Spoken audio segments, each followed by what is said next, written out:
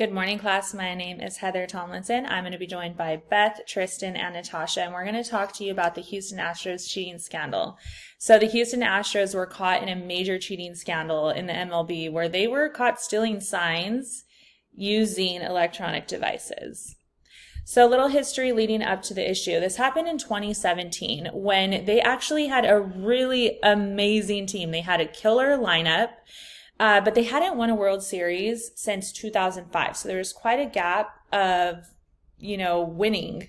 They were a team good at analytics and crunching numbers, which is totally allowed. A lot of teams do it, but they were a specific team that was known for being really good at running those numbers. MLB is known for cheating. It's okay to read signs. It's well known and goes back ages and ages that teams do this. But once you use electronic devices, that's when you kind of cross that line like, hey, nope, not allowed. So I think MLB has just a really long standing policy with cheating where they don't really hold people accountable. If you look back at the 90s, players were using illegal drugs, using steroids, and it was very well known that this was going on and that players were doing this, but they didn't really get caught.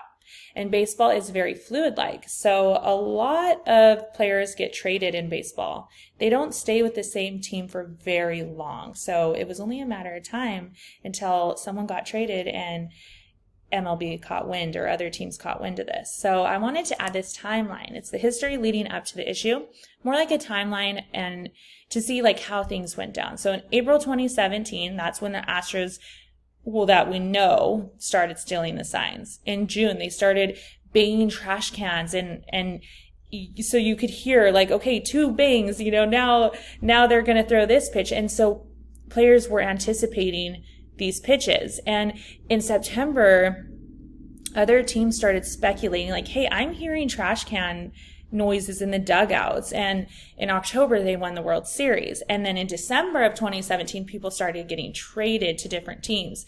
And it wasn't until November of 2019 when the investigation was launched when this happened in 2017. So it was quite a big gap of time. In 2017, the Houston Astros were guilty of electronic sign stealing. Their plan started simply, where they had a runner that would relay messages to teammates in the dugout. It then evolved to the bench coach calling the video review room to obtain the messages. Ultimately, they set up monitors in the dugout that showed the center field camera feed, and they would relay the messages to batters by banging on trash can lid. No bangs for a fastball. It was one bang for a curveball and two bangs for any other off-speed pitch. In 2019, Mike Fiers, former pitcher for the Houston Astros, revealed during an interview that the Astros had been stealing signs during the 2017 season. There were many players, former players, fans that were extremely upset that he decided to blow the whistle on the Houston Astros. He even received death threats. When asked why he decided to reveal the sign stealing scheme, he said that he wanted to clean up the game of baseball. He mentioned that there were several players that had lost their jobs, been traded to other teams because their management felt that they weren't pitching well, when in reality, the Astros were stealing the signs, and that's why they were able to get hit.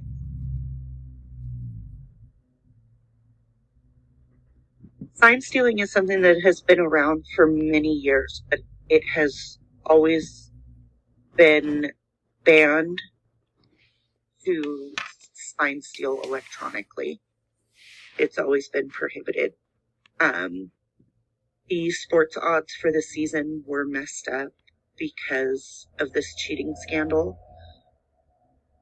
It really left a mark on the game of baseball. It left a mark on the entire season. There are many people that felt the Los Angeles Dodgers were robbed of a championship because of this sign stealing.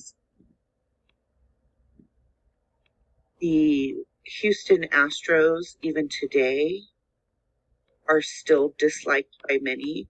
During the 2022 World Series, when they were in Philadelphia, restaurants were refusing to seat them because of the sign stealing scandal that happened in 2017.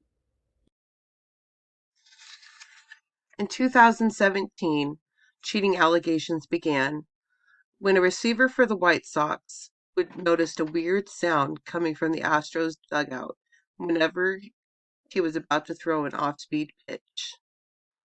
In 2018, Oakland would file a complaint about these suspicions to the MLB. In 2019, The Athletic went on to publish a detailed report of the cheating allegations with record quotes from Friars. It wasn't until January of 2020 that the MLB would release these findings and assign punishments. Those punishments included a 1-year suspension for the GM and the manager, who would later on end up being fired.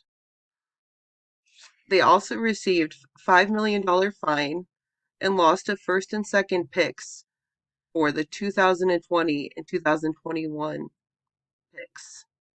Also in January of 2020, the Los Angeles City Council would pass a resolution hoping to strip the title from the Astros and award it to the Dodgers. Despite everything, the Astros would go on to win the World Series in 2022. But the MLB had made some changes to prevent this kind of situation happening in the future. They plan on increasing security in order to monitor the amount of people in the dugout in the clubhouse during games.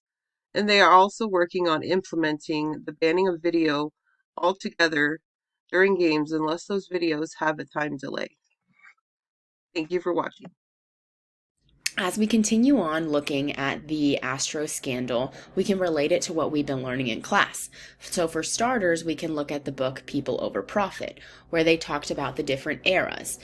As we follow the Astros, they started in the honest era with being a pure team, working hard, playing hard, and then into the efficient era where they began doing really well, winning, etc. Then they went into the deceptive era where they started to take that for granted, and that's when they began stealing signs to be even better. And then they had to fall into the apologetic era where they did a press conference to apologize for stealing the signs. Unfortunately, that press conference was not said to be a very genuine apology. Now, looking at the term cultural relativism is related to a place or a location that conforms to the same practices. And in this sense, the team of the Astros conformed to the same thing. The whole team went along with this scandal.